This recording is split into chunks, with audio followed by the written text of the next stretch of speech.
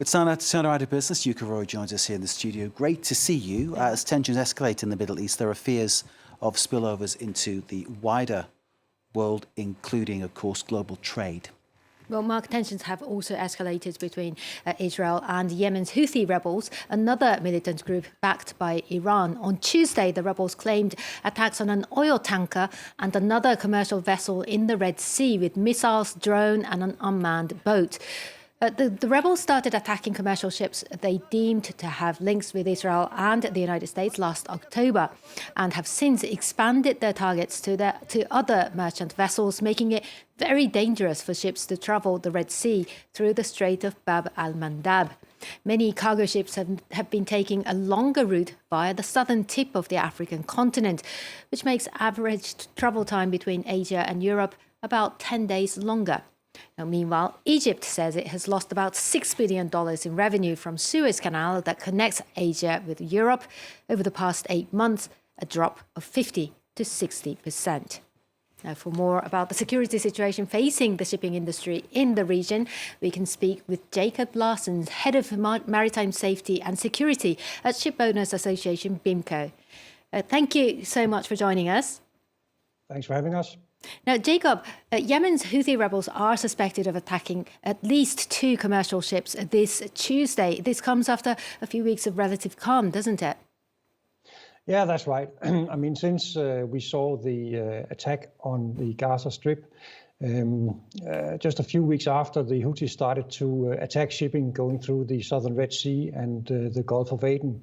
And then we've seen a steady stream of attacks. We've seen more than 70 attacks on commercial shipping. And then around 3 weeks ago, we saw a small pause, and we've had a pause actually since then. And then only today we saw 2 more attacks reported on commercial ships. And of course, it's a source of great concern with the shipping industry.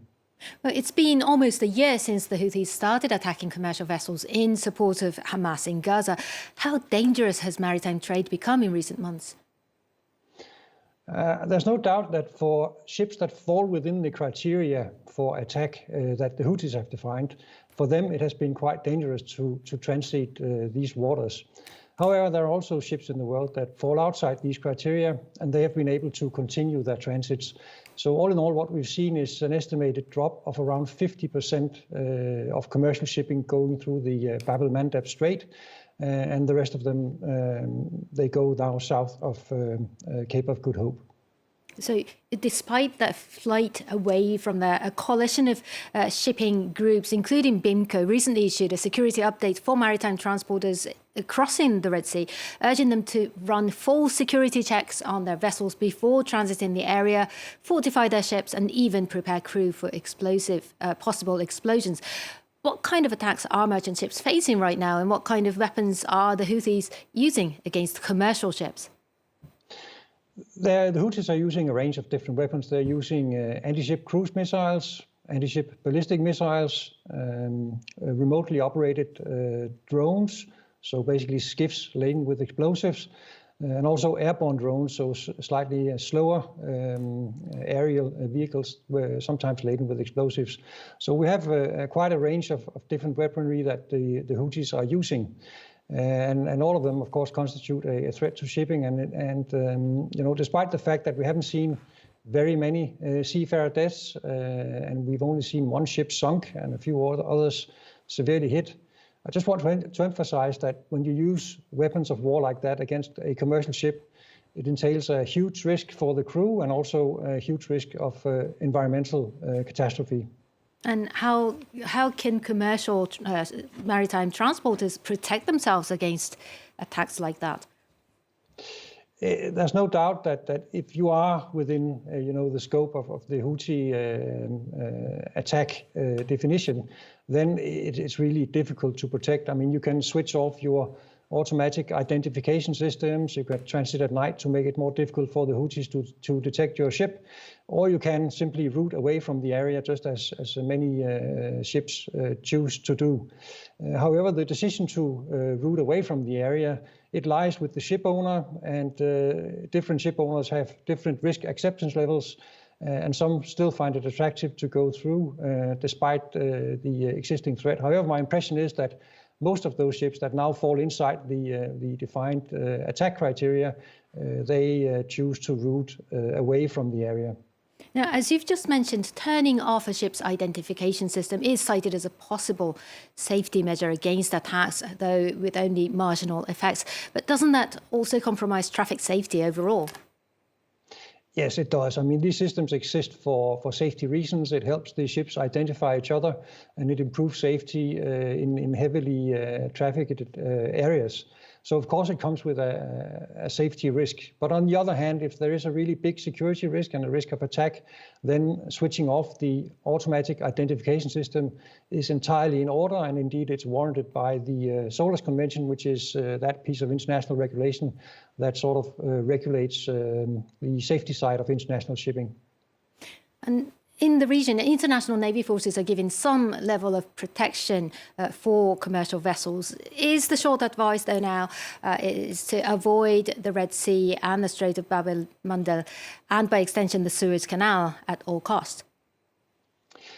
I wouldn't say at all cost, and we as a ship owner association, we never give such advice. What we do is we inform the industry about which factors they should take into consideration when they make their risk assessment, and then it's really up to the individual company, the individual ship and the individual ship's crew to decide whether they are happy to go through with the existing risk. It's important also to emphasize that crew members normally have an option to disembark the ship if it's destined for a war zone. And so, there's a possibility for the crew to bow out if they're not interested in doing the transit. Now, all this must have increased shipping costs. Has the global maritime freight industry settled into this new normal?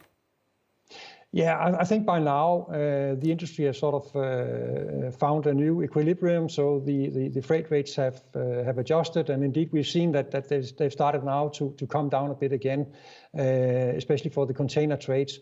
But of course, every time there is an increased security risk somewhere in the world, and the ton-mile demand, as it's called, it increases. So when the ships have to go longer distances, that increases the demand for ships, and with an increased demand for ships, the freight rates go up. So actually, and some might find that a big paradoxic, but when the crisis erupted, we saw a spike in the freight rates very quickly.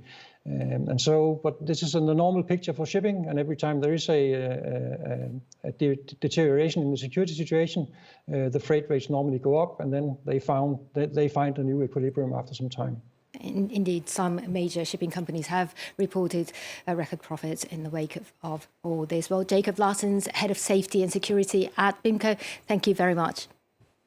Many thanks indeed. And that's it for business. UK, excellent. Thank you very much indeed, Yuka Rowe, there with All the Business.